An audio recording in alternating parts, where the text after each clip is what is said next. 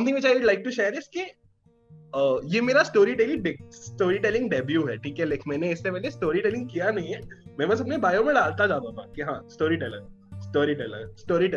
क्योंकि ऐसे तो आर्ट वर्क बनाना भी स्टोरी टेलिंग ही है, फोटो खींचना भी स्टोरी टेलिंग ही है, बट मैंने ठीक से शायद बात नहीं की कि अच्छा मुझे करना क्या है।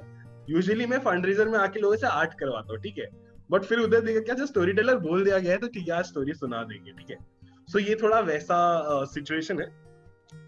तो एक चीज मेरी सबसे रिक्वेस्ट है कि ऑलरेडी हम लोग काफी दूर हैं, तो मैं एक स्क्रीन से बात कर रहा हूँ, मैं एक रेक्टेंगल से बात कर रहा हूँ अभी। तो अगर आपके लिए पॉसिबल है अपना कैमरा ऑन करना, तो कैमरा ऑन कर लो, ठीक है। क्योंकि एक कहानीकार के लिए, एक पोएट के लिए, एक स्पोकन वर्ड आर्टिस्ट के लिए वो चेहरे पे जो चल रहा होता है वो काफी इंपॉर्टेंट होता है कि हम आगे की स्टोरी कैसे बोलेंगे, हम आगे का डायरेक्शन क्या लेंगे। ऑल्सो अगर आपके साथ कुछ कनेक्ट हो या ऐसा कुछ हो तो आप ऐसा क्लिक कर सकते हो म्यूट पे और वो ऐसा दिल तक पहुंच जाएगा, ठीक है। तो मैं एक ऐसा 5 सेकंड दूंगा, जिन लोग ऑन कर सकते हैं अपना वीडियो वो एक बार ऑन कर लें। काफी लोग ऐसा मैंने स्पेशली रिक्वेस्ट की थी आने को, तो वो लोग भी यहाँ आए हैं, ठीक है। तो thank you for being here, जो लोग यहाँ पे हैं, आपने ये रिस्क अपने उस पे लिया है, ठीक है। तो शुरू कर दे, ठीक है। हेलो एवरीवन, मेरा नाम हर्षित मनोचा उल्फ मोरा बोचा है और मैं एक कहानीकार हूं। वैसे मुझे लगता है कि दुनिया में ना बहुत सारे प्रकार के कहानीकार होते हैं। कुछ वो जिनको कहानियां लिखना बहुत पसंद है, कुछ जिनको सुनना, और फिर मैं। मुझे ना कहानियां चुराना बहुत पसंद है। जी हां, कहानियां चुराना। पर वो तो खुशखबरी समझिए या दिक्कत कि कहानियां, दिल और नजरें चुराना अभी तक जुर्म नहीं है, वरना ना जाने यहां आज कितनी दफाएं लग जाती। कहानियां चुराना वैसे एक कलाकारी है। कभी कभी तो बहुत ही सटीकता से, पूरे ध्यान से, चुपचाप इन्हें बातों और लोगों की आंखों से निकालना पड़ता है। और वहीं तजुर्बे से यह भी मैंने सीखा है कि कभी कभी हंसते खेलते दिन दिहाड़े खुश और खुले उजाले में भी कहानियां चुराई जा सकती हैं। मैं देख रहा हूं आप में से कुछ लोग अभी थोड़ा इतरा रहे हैं, अपनी कहानी थोड़ा छुपा रहे हैं, और वहीं कुछ लोग थोड़े और गौर से आगे आ रहे हैं, शायद कुछ अपनी कहानी को फैलाने का एक जरिया ढूंढ रहे हैं, और कुछ कमीने मेरे ही तरह इस शोर, इस मंच के बीच में कुछ चुराने को ढूंढ रहे हैं। खैर, आप इन तीनों में से जो भी हैं, मैं बस खुश हूं कि मेरी ही तरह आपका भी कहानियों से कुछ रिश्ता जरूर है। Would you trade a question for an answer एक कॉमिक कहानी थी जो मुझसे मेरी खास दोस्त ने बांटी थी।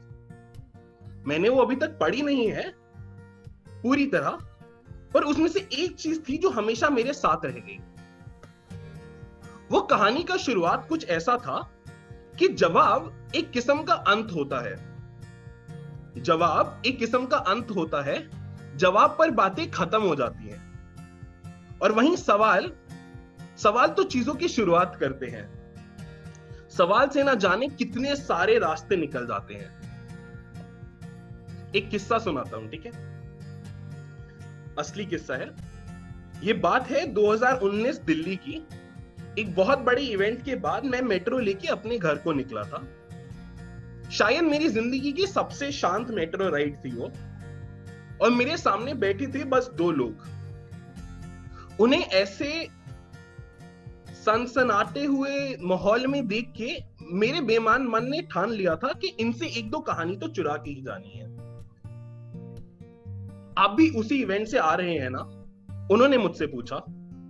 हाँ, आप भी? हमने कुछ बातें की और उन बातों के बीच में बस ये सोच रहा था कि इनकी क्या कहानी है। क्या ये लड़का और लड़की दोस्त हैं? क्या ये आज पहली बार मिले हैं? क्या ये दोनों एक दूसरे के बारे में एक जैसे ख्वाब रख रहे हैं? नहीं, ये सब सवाल पूछे नहीं जाते हैं, इनका जवाब तो ढूंढा जाता है। तो मैंने पूछा वो सवाल जिस पे आगे का पूरा खेल रचने वाला था। एक सवाल पूछूं? मैंने कहा। वो लड़की थोड़ी बातूनी थी शायद, और खुश होके बोली, पूछो। कौन कौन से स्टेशन से चेंज करने वाले हो तुम लोग? मैंने पूछा। और मालूम पड़ा कि वो दोनों अभी अभी ही मिले थे एंड अपने अपने रास्ते ही चले थे। कल मिलने का वादा था, ना उससे कम ना उससे ज्यादा था। और हुआ कुछ ऐसे कि मुझे एंड उस लड़की को जाना था एक और उस लड़के को दूसरी ओर। तो फिर आया साकेत स्टेशन और हम दोनों ने कहा अलविदा उस दोस्त को और शुरू की एक दूसरी कहानी। जी नहीं, ये कोई लव स्टोरी का स्टार्ट नहीं है। वैसे देखा जाए तो शायद सारी स्टोरीज ही लव के बारे में है, हर जगह प्यार है, बट ये वैसी स्टोरी नहीं है। तो साकेत स्टेशन की लंबी सैर पे उसकी नजर पड़ी मेरे टाइपराइटर पर, और उस टाइपराइटर पे चिपका था ये स्टिकर। ठीक है, सो अगर आप मुझे नहीं जानते तो मैं ये बताना चाहूंगा कि ये एक ऐसा स्टिकर है जो मैंने 2-3 साल पहले बनाया था, और मैं जहां जाता हूं इस स्टिकर को लगाता हूं। पब्लिक प्रॉपर्टी, इसको वैंडलिज्म भी बोलते हैं, बट मैं करता हूं। काफी लोगों ने इसका काफी सबूत इकट्ठा करने की भी कोशिश की है। तो मैं जगह जगह ये स्टिकर लगा के आता हूं, छोड़ के आता हूं। एक सवाल, एक कहानी को शुरुआत करके छोड़ आता हूं, कुछ ऐसा समझे। वो बोली, मैंने ये कभी कहीं तो देखा है। हाँ, मैं ही लगाता हूं जगह जगह। और हम दोनों एक साथ दो बच्चों की तरह कूदते हुए बोले, आईआईटी दिल्ली के सामने वाली सबवे के नीचे। अबे! और ना जाने क्यों इस इत्तेफाक पे हम दोनों की आंखों में एक अलग सी चमक थी। और ये मेरी जिंदगी में पहली बार था कि मैंने एक ऐसे इंसान से मिला जो मुझसे पहले उस स्टिकर से मिल चुका था। और मुझे उस दिन बस यही बात बार बार लगी कि यार ये दुनिया कितनी छोटी है। और उस दिन से एक सवाल है जो मुझे सबसे पूछना बहुत पसंद है। जब जब मैं लोगों से मिलता हूं, बस यही कहता हूं कि आप यहां तक कैसे आए। इस छोटी सी दुनिया में सेम समय पे, सेम लैटिट्यूड लैंगिट्यूड या जूम कॉल लिंक पे आप और मैं आ गए, ये कोई इत्तेफाक तो नहीं है। अरे, मैं अपनी ही कहता रह गया, अपनी अपनी ही बोलता रह गया। आप लोग से तो पूछना ही भूल गया, आप लोग यहां कैसे आए।